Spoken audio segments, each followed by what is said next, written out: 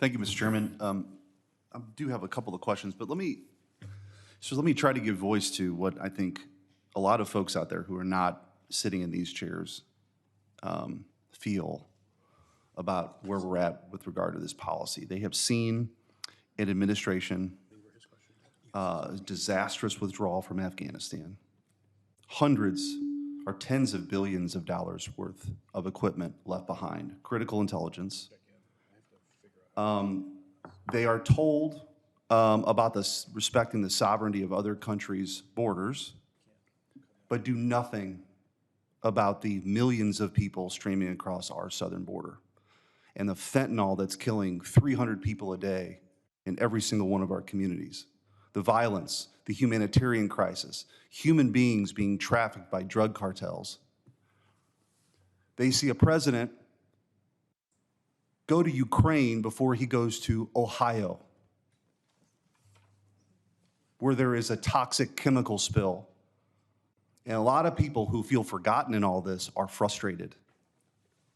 And so I suppose my first question, I guess to all of you, briefly, because I have limited time, is $113 billion. Now, we can talk about percentage of GDP, but for most folks out there, that's a lot of money. $1 billion is a lot of money.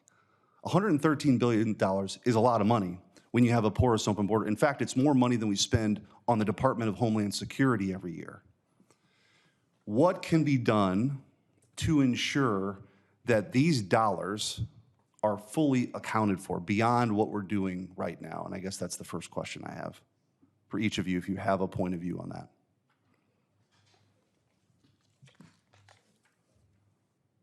Well, Senator. sorry. Oh, go on. Senator, my understanding is that we do have mechanisms in place. This has been discussed this Well, my morning as question well. is, Yeah. let's say you're not satisfied with that. What else can be done?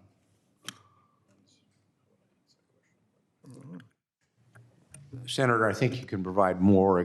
We don't have, for example, a special inspector general that's currently in Kyiv. We should probably put a full team on board to make sure that the accountability is there. It's a matter of emphasis. And what you saw, we had the same thing in Afghanistan and places like that before, where you put a special IG that's able to track all of that. So if you're saying what to do more, that's kind of what I would say. And the Ukrainians are very willing to accept that.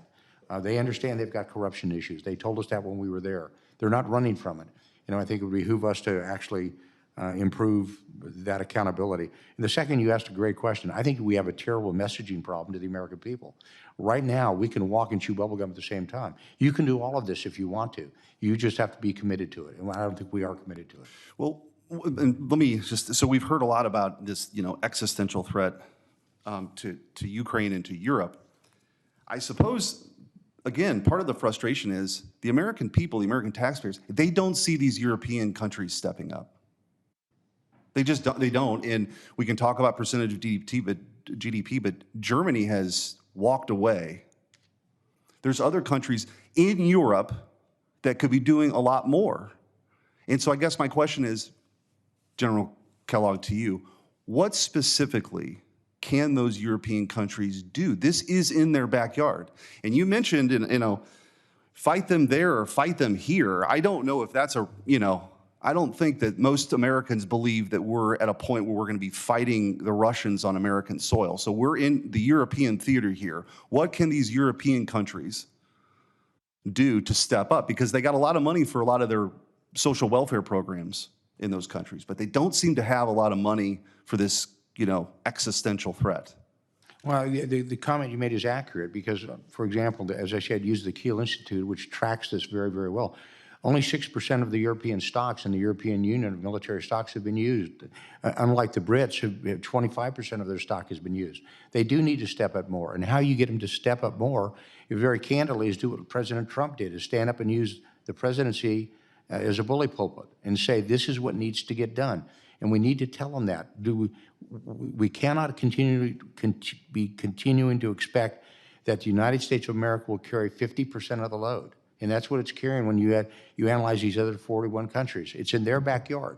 Over a year ago, before this war started, I said, this is a European fight. It is before an American fight. But once the fight was joined, I said, okay, now we're into the game. Now we have to fight. But yes, you're absolutely correct. They're not doing enough, but you have to get the president willing to say that and force them to do that. And they're not doing that right now. And we're not pushing them, and they're not supporting to the degree they should support. Thank you. My time is up. Thank you, Mr. Chairman.